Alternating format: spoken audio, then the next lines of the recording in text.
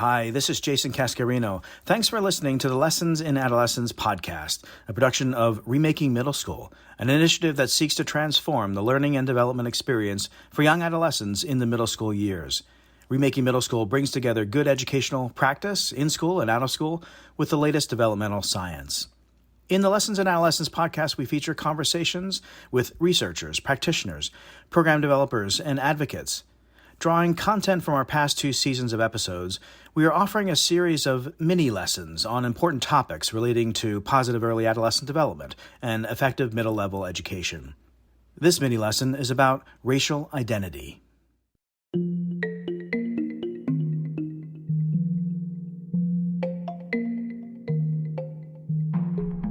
Welcome to Remaking Middle School, an initiative that seeks to transform the learning and development experience for young adolescents in the middle school years. Remaking Middle School brings together good educational practice in school and out of school with the latest developmental science.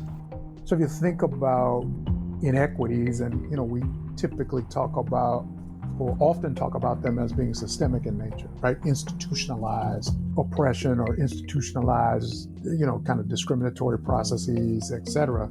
Well, human beings have created those institutions. The institutions are just not free-floating entities. They're actually created and populated by human beings who interact with one another.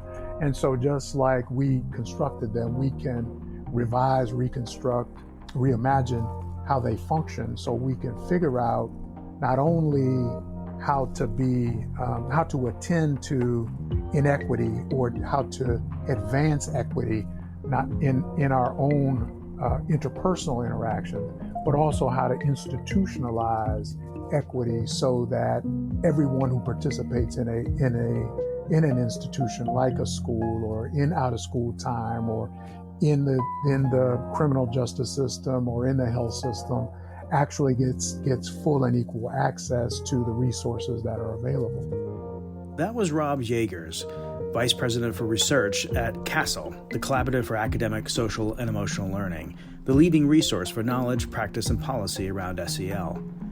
As Rob notes, issues of institutionalized racism and discrimination are roadblocks that school systems nationwide are continuously working through.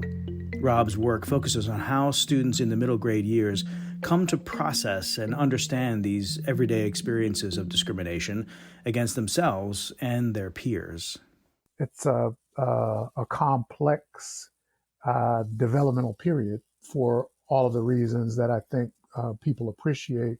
You've got both kind of the biological aspects of it, the increased maturity, cognitive development, the importance of peers, and as you point out, identity and agency and having a sense of social belonging all become so very central to how young people understand themselves and the situations that they find themselves in, both with peers and with adults. And so I think, as we develop the work, that developmental period is particularly important and is focal, especially in our work. And that's not to say all of these issues like identity, like agency, like belonging don't have a developmental course that starts at birth. It's simply to say that middle school years or early adolescence is a time when these things become exceedingly salient and important for us to recognize and to attend to as our young people mature. During this influential time in a student's life, it is important to remember that young people grow at different rates in their understanding of their racial identities and in the various ways to talk about it.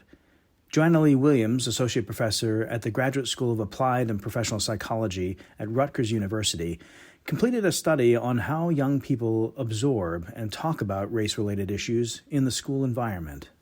Being cognizant of the variation and the heterogeneity among students is an important starting place when it comes to any issues related to violence or in particular related to race. There are in middle school, some kids who are ready to talk about and want to talk about these issues. They have the capability to talk about them because they have access to, terms and sort of what I call racial literacy. And then there are other students who don't necessarily have a way to enter into that conversation, or they may feel really uncomfortable. As young people, Joanna recognizes that middle schoolers can be extremely susceptible to trauma and demonstrations of violence involving race relations. She expressed the importance of making sure students have the proper skill sets to process and respond to racialized stereotypes. Her study's findings reveal how crucial it is to provide students with the accurate language and context to inform their conversations. We know that, vicarious trauma and sort of collective trauma can, particularly for youth who are members of the groups that are often targeted, so in this case, we're talking about the African American community, can take a toll. It can take a toll psychologically, it can take a toll physically on health, and that can accumulate across the lifespan. So I think as young people are taking in all of this information, we need to be concerned about the potential negative effects. So there's really great research showing that racism and race-related discrimination can have cumulative effects across the lifespan. And those begin as early as childhood and accumulate into adulthood.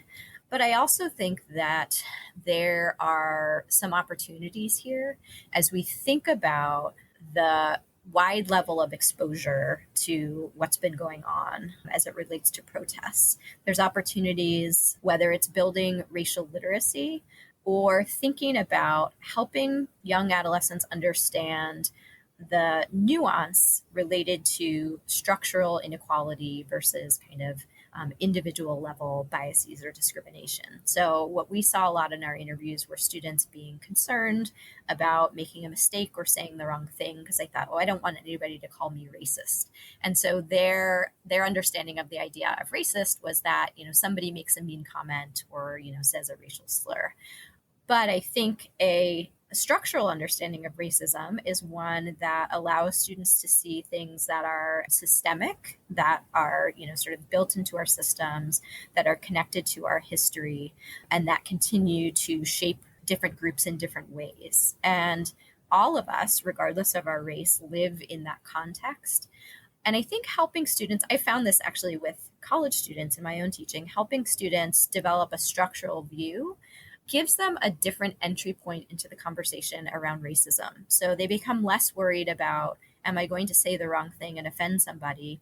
And more concerned about, okay, how are my actions and the actions of those around me contributing to these, systemic level factors? So it's less about saying the wrong thing and more about what can I do? So it gives young people opportunities for agency. In addition to providing youth with the language necessary to discuss race, it is important to support positive development of their personal racial identities.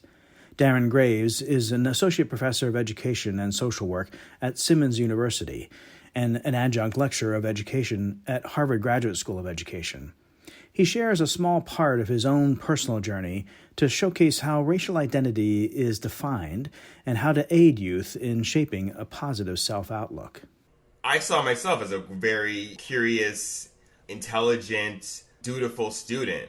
For me, I was able to see a disconnect between how I saw myself, right, and how others were seeing me. And in a lot of ways, when we're talking about racial identity, that's exactly what we're talking about. We're talking about that liminal space between how you identify yourself and how others identify you. Daren works to ensure students are equipped with the confidence and support they need to form their own identities. He explains some of the actions that teachers, parents, and role models for youth can take to ensure their positive development.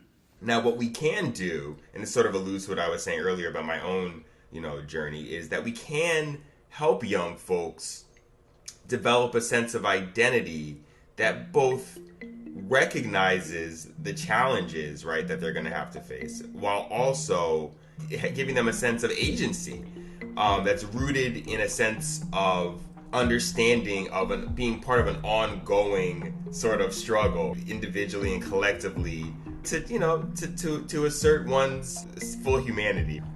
Ensuring youth have a safe and healthy environment to shape their personal racial identities is essential to combating the systemic racism they face within and beyond the school environment. As adults, we should remain conscious of the way we share and discuss race-related issues and bias-motivated violence with youth, keeping in mind their developing minds and increasing exposure to these issues. For more resources on racial identity development and early adolescence, check out the content available on the Remaking Middle School website at remakingmiddleschool.org.